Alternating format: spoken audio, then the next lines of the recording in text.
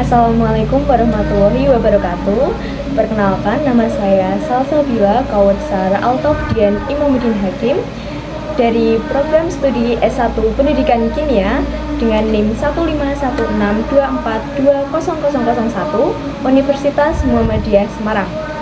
Di sini saya akan menjelaskan tentang kedudukan bahasa Indonesia sebagai bahasa nasional dan bahasa negara. Pertama, kita harus tahu kedudukan itu apa sih. Kedudukan itu merupakan martabat atau tingkatan dari bahasa Indonesia itu sendiri sebagai bahasa nasional dan bahasa negara. Nah, bahasa Indonesia sebagai bahasa nasional dan bahasa negara itu sudah ditetapkan. Untuk bahasa Indonesia sebagai bahasa nasional itu sudah ditetapkan dalam Sumpah Pemuda pada tanggal 28 Oktober 1928 pada butir ketiga yang berbunyi, "Kami putra dan putri Indonesia menjunjung bahasa persatuan bahasa Indonesia." Untuk bahasa Indonesia sebagai bahasa negara juga sudah ditetapkan dalam Undang-Undang Dasar 1945 dalam pasal 36 yang berbunyi, "Bahasa negara ialah bahasa Indonesia." Nah, antara bahasa Indonesia sebagai bahasa nasional dan bahasa negara itu memiliki fungsi yang berbeda. Di sini yang pertama saya akan menjelaskan tentang fungsi bahasa Indonesia sebagai bahasa nasional. Yang pertama yaitu sebagai lambang kebanggaan nasional. Mengapa sebagai lambang kebanggaan? Sebagai contoh, bahasa Indonesia itu sudah dijadikan bahasa resmi dalam rapat UNESCO.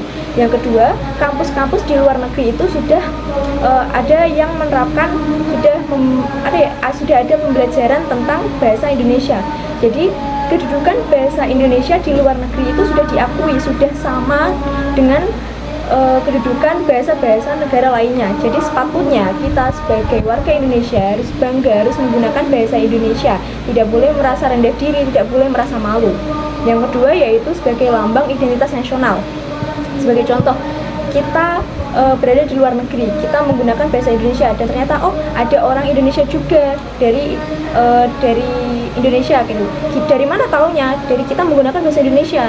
Jadi itu sebagai pengenal, sebagai identitas nasional kita, kayak gitu. Nah, kita juga memiliki tanggung jawab untuk menjaga nama baik Indonesia sendiri dari menggunakan bahasa Indonesia yang baik, kayak gitu. Kita juga harus menjaga perilaku kita. Masa kita berada misal di negara lain, kita menggunakan bahasa Indonesia tapi tingkah laku kita buruk. Nanti apabila ada orang luar negeri yang paham bahasa Indonesia, itu bahasa orang Indonesia tapi kok perilakunya buruk. Nah, itu mencerminkan warga Indonesia yang kurang baik. Nah, yang ketiga yaitu fungsi sebagai alat pemersatu berbagai suku bangsa.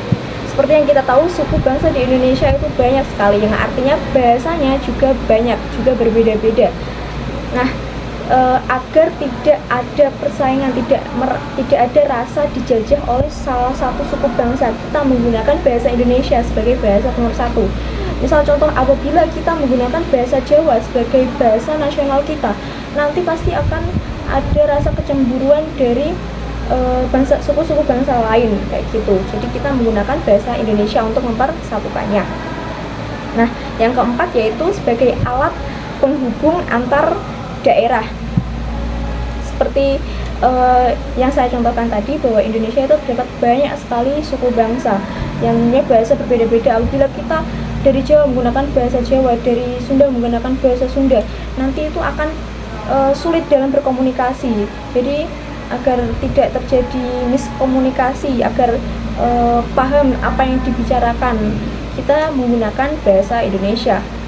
Nah, selanjutnya yaitu fungsi bahasa Indonesia dalam bahasa negara. Yang pertama, sebagai bahasa resmi kenegaraan. Sebagai contoh, itu digunakan dalam kegiatan administrasi kenegaraan, seperti waktu ada upacara presiden, kayak gitu, upacara kemerdekaan. Kemudian komunikasi dalam dunia perkantoran pemerintahan, kayak gitu, itu menggunakan bahasa Indonesia. Kemudian sebagai bahasa pengantar di dunia pendidikan, seperti yang saya ini lakukan. Kemudian waktu guru dosen mengajar itu pasti menggunakan bahasa Indonesia sebagai bahasa utama di atas bahasa daerah. Hal ini juga bertujuan untuk memudahkan, membiasakan para siswa dan mahasiswa menggunakan bahasa Indonesia, karena hampir seluruh buku pembelajaran itu menggunakan bahasa Indonesia kayak gitu.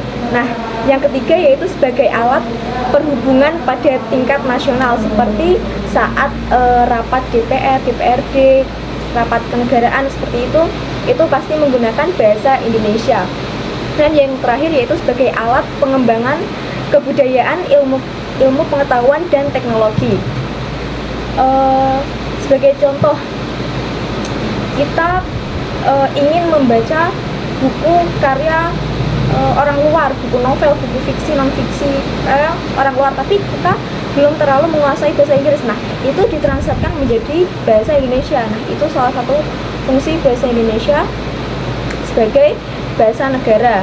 Kemudian kayak cara penggunaan komputer, laptop itu kadang ada yang menggunakan bahasa Inggris. Nah, nanti ditranslatekan ke bahasa Indonesia, itu sebagai salah satu contoh fungsi bahasa Indonesia sebagai bahasa negara.